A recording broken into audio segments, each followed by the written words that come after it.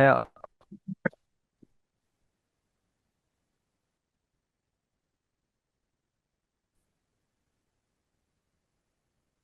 oke. Tuh, eh halo Pak Yudhistira.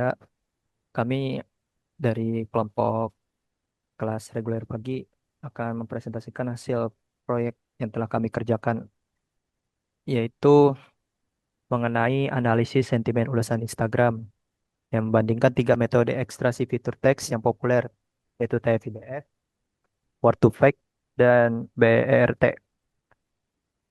Oke, selanjutnya.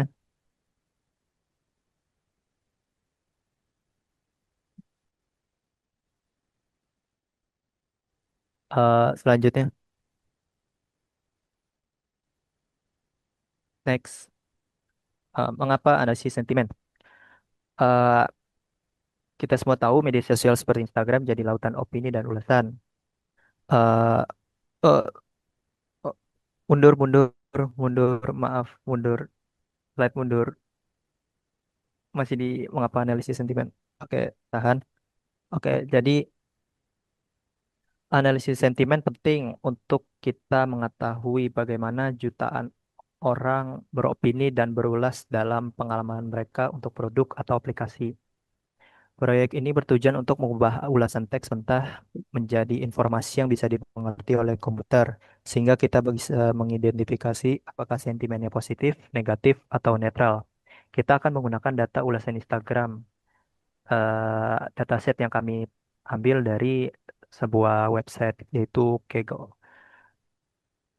Intinya kami akan membandingkan tiga cara berbeda dalam mengajarkan komputer memahami teks ini, dan melihat metode mana yang paling akurat untuk menghasilkan sentimen.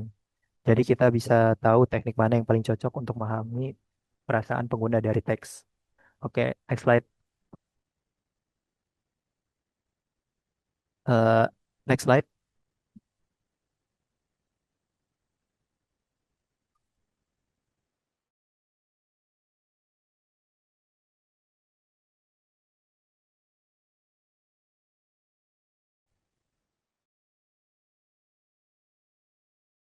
Oke, oke. Yang pertama, analisis kita harus bersih. Tujuannya agar teks menjadi, eh, yaitu dengan menghilangkan noise seperti tanda baca, angka, atau kata-kata tak penting. Yang pertama dilakukan dalam pre-processing adalah normalisasi, seperti mematikan formatnya, mengubah huruf jari kecil, menghapus tanda baca, angka, dan kerakterannya.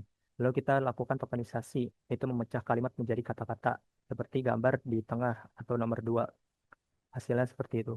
Oke, selanjutnya ada stop word removal, yang menghilangkan kata-kata umum seperti yang, dan, atau di, serta kata-kata slang yang tidak penting seperti aja atau deh.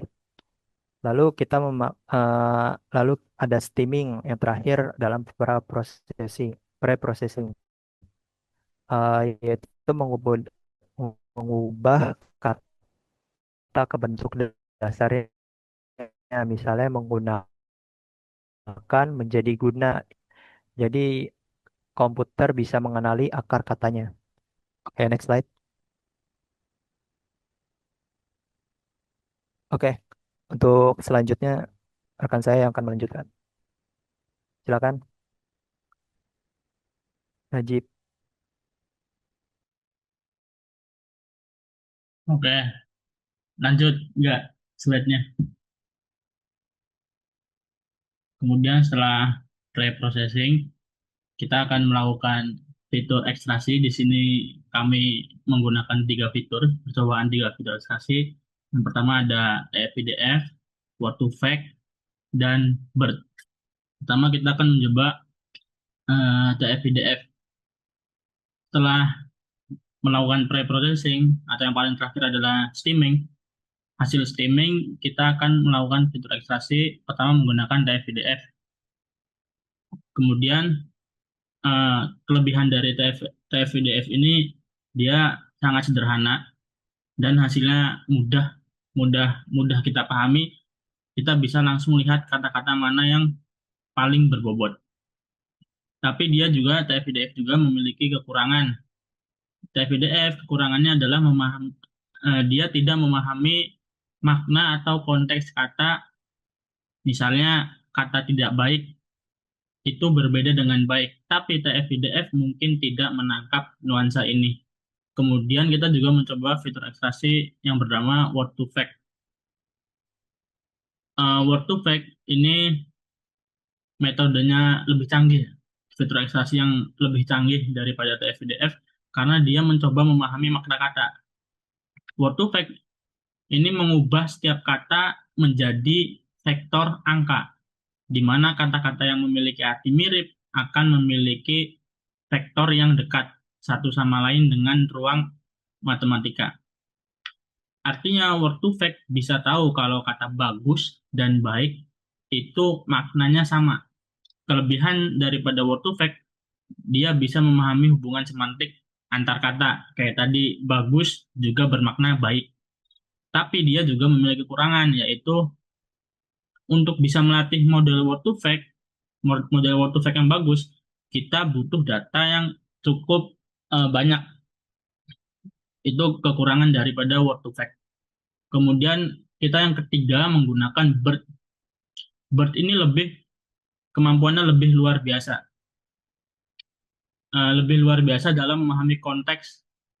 BERT bisa menghasilkan fitur yang lebih kuat dan akurat untuk tugas NLP kompleks seperti analisis sentimen. Kelebihan daripada BERT, dia memberikan representasi kata, representasi teks yang paling kaya dan kontekstual, sehingga akurasinya cenderung paling tinggi. Tapi juga dia memiliki kekurangan, yaitu modelnya sangat besar dan kompleks. Dia butuh komputasi yang sangat besar juga. Makanya pas kita coba, itu BERT yang paling lebih berat, lebih lama prosesnya. Kemudian lanjut Arga.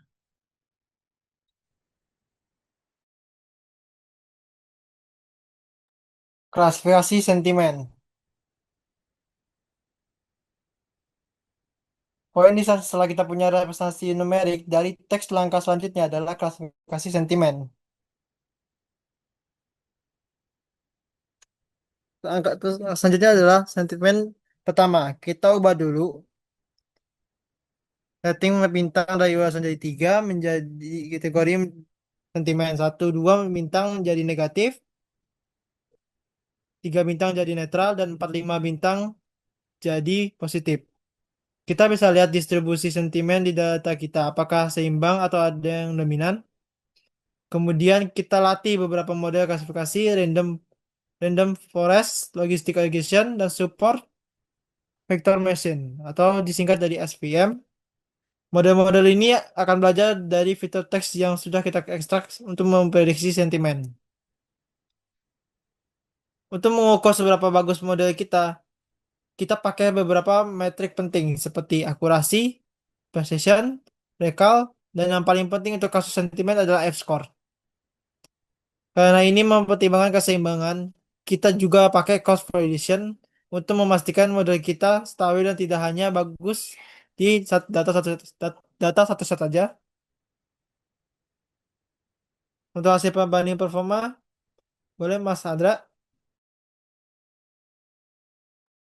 Oke, untuk hasil perbandingan performa, eh, untuk hasil perbandingan performa secara keseluruhan, di next slide, secara keseluruhan bisa kita lihat bahwa fitur BERT secara konsisten memberikan performa yang lebih unggul, meskipun datanya tidak ditampilkan, tapi ada di dalam laporan ini. Jadi yang bisa kita lihat dari data ini, sentimen yang paling banyak dari fitur ekstraksi, maksudnya dari dataset yang kita ambil adalah sentimen negatif, diikuti oleh sentimen positif, lalu sentimen netral. Secara keseluruhan, eh, kita bisa lihat bahwa BERT secara konsisten memberikan performa yang lebih unggul dibandingkan TF-IDF dan Word to Fact. Eh, jadi BERT ini sendiri lebih kompleks dibandingkan fitur ekstraksi TF IDF dan Word to Pack. Jadi untuk hasilnya kami mengambil BERT sebagai fitur ekstraksi terbaik untuk menganalisis sentimen dari dataset kami yaitu ulasan Instagram. Jadi sebagai kesimpulan dari proyek ini, untuk analisis sentimen ulasan Instagram, fitur BERT terbukti paling superior. Representasi kontekstual yang diberikan oleh BERT menghasilkan performa klasifikasi yang paling tinggi, terutama saat dipadukan dengan model akurasi dan F1 score tadi. Untuk rekomendasi ke depannya, kami sangat menyarankan untuk memprioritaskan transferable back blending seperti BERT untuk tugas-tugas pemahaman bahasa yang lebih kompleks. Kita bisa melakukan fine tuning lebih lanjut pada model yang sudah ada atau bahkan mengeksplorasi arsitektur deep learning untuk potensi peningkatan performa. Baik, demikian presentasi dari kelompok kami. Terima kasih banyak atas perhatian Bapak, Bapak Yudis. Oke, ayo. Oke, terima kasih. Wassalamualaikum warahmatullahi wabarakatuh.